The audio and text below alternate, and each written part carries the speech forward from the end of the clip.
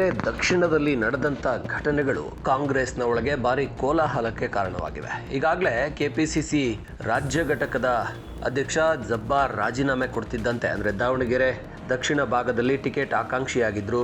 ಹಾಗೆ ಮುಸ್ಲಿಂ ಸಮುದಾಯಕ್ಕೆ ಟಿಕೆಟ್ ಕೊಡಲಿಲ್ಲ ಅಂಥೇಳಿ ಮುನಿಸ್ಕೊಂಡು ಪ್ರಚಾರಕ್ಕೆ ಬರಲಿಲ್ಲ.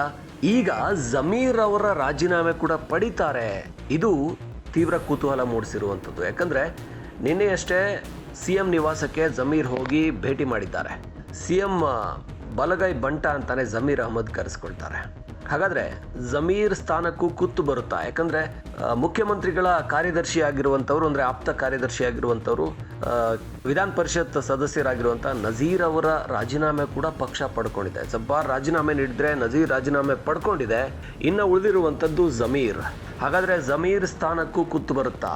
ದಾವಣಗೆರೆ ದಕ್ಷಿಣದ ಚುನಾವಣೋತ್ತರ ಸಮೀಕ್ಷೆಯನ್ನು ನೋಡಿ, ಆಂತರಿಕ ಸಮೀಕ್ಷೆಯನ್ನು ಮಾಡಿ ಕಾಂಗ್ರೆಸ್ ಅಲ್ಲಿ ಸೋಲೋದು ಖಚಿತ ಅಂತ ಯೋಚನೆ ಮಾಡ್ತಾ ಇದೆಯಾ? ಹಾಗಾದರೆ ಅಲ್ಲಿ ಸೋತಿದ್ದೆ ಆದರೆ ಜಮೀರ್ ತಲೆದಂಡ ಆಗುತ್ತಾ, ಅಥವಾ ಈಗಲೇ ಜಮೀರ್ ತಲೆದಂಡ ಆಗುತ್ತಾ ಅನ್ನೋ ಕುತೂಹಲ ಇದೆ.